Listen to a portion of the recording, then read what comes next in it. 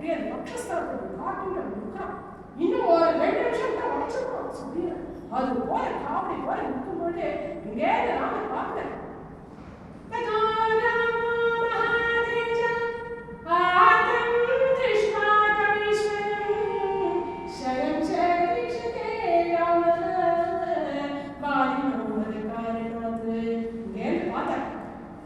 சுக்ரீவன் என்ன வாழ்வான், இனிமே அவனுக்கு கஷ்டத்தை கொடுக்கக்கூடாது, வாரி அதவிடணும் அப்படிங்கிற முடிவுக்கு வந்தார். சரம் ஒரு சரத்தை எடுத்து பார்த்தேன். இந்த சரம் போருமா, வாரி படுத்து இந்த சரம் போருமா அப்படின்னு பார்த்தேன். ஏன்னா ராமனுக்கு ஒரு வில், ஒரு சொல், ஒரு ஈர்ப்பு பார்த்துப்போம் இல்லையா?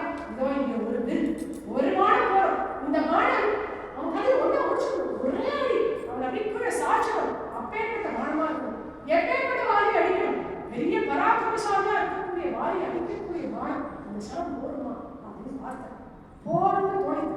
அந்த வானத்தை அப்படி சார்ஜ் பண்ணினா எப்படி பண்ணினார் அப்படின்னா, நரோத்தம காலயுகாந்தகோ ஷரோத்தமம் காஞ்சனரூப்ய பூஷிதம் சசஜ்ஜ தீப்தம் தம் பவித்ரவந்தம் சதூமம் பத்னிம் முகதாயதாஹ சதூமம் பத்னிம் முகதோயதாஹ.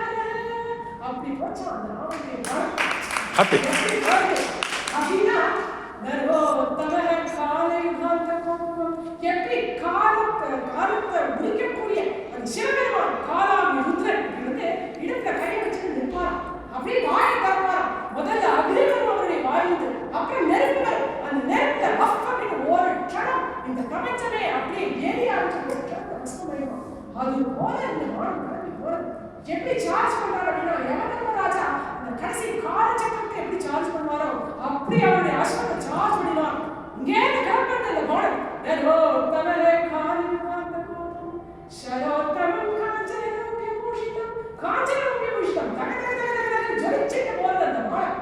வாயு வேகத்துல போகுது, மின்னல் வேகத்துல போகுது. புகையை கட்டிட்டு நெருப்பை கட்டிட்டு இங்கேயாவது இடி வழக்கத்தோட போகும்பொழுது அந்த காட்டுல இருக்கக்கூடிய சிங்கம், புலி, கரடி, யானை எப்பேற்பட்ட பலத்தை இருக்கிறதோ எல்லாம் மொத்தத்துக்கு இங்கே போய் பறந்து போச்சான்.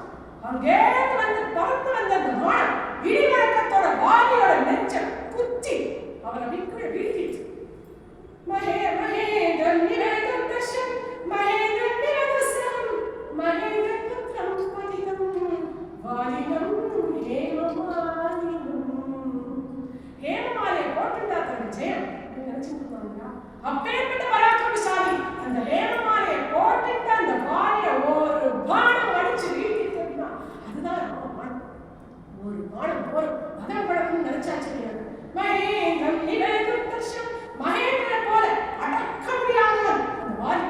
மகேந்திரன் நிவேதஸ்ரம் சலிச்சுக்க முடியாத வாலி. அப்பேற்பட்ட பராக்கிரமசாலி, யாராலையும் ஜெயிக்க முடியாது அந்த வாலியை. ஒரு சேர் போட்டு அடிச்சா விழுந்தானே பார்க்கலாம், யாருடைய சரம், நான் சண்டை பண்ணும்போது யாருடைய சரம் அப்படின்னு குத்தின இந்த பாடத்தை பார்க்கலாம் அந்த வாலி. அதுல ராம அப்படிங்கிற பீலா அதை பார்த்து ராம அப்படின்னு மனசுல வச்சுக்கேன். ராமா அப்படின்னு வாங்கிட்டு அவங்க வாக்கு அந்த ராம நாமம் வருது. தன்னுடைய வேலை முடிச்சு வச்சு திரும்பி போயிட்டு இருந்தார் ராமச்சந்திரன்.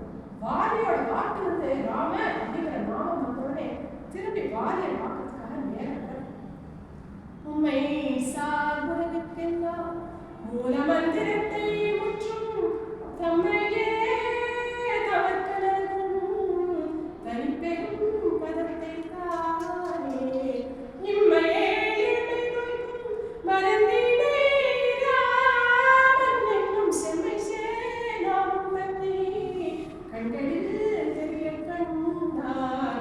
ராமன் என்னும் செம்மை சேனாவும் தன்னை கண்களில் தெரிய கண்டார். செம்மை சேனாவும் ராமநாமம்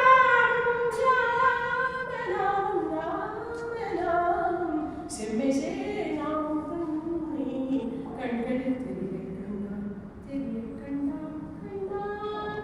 அருமையான வாசனம், கம்பனுடைய வாசனம். அதாவது இந்த வானத்துல ராமன் அப்படிங்கிற நாமத்தை பார்த்தோம்னா நாமளே பார்க்கலாம்.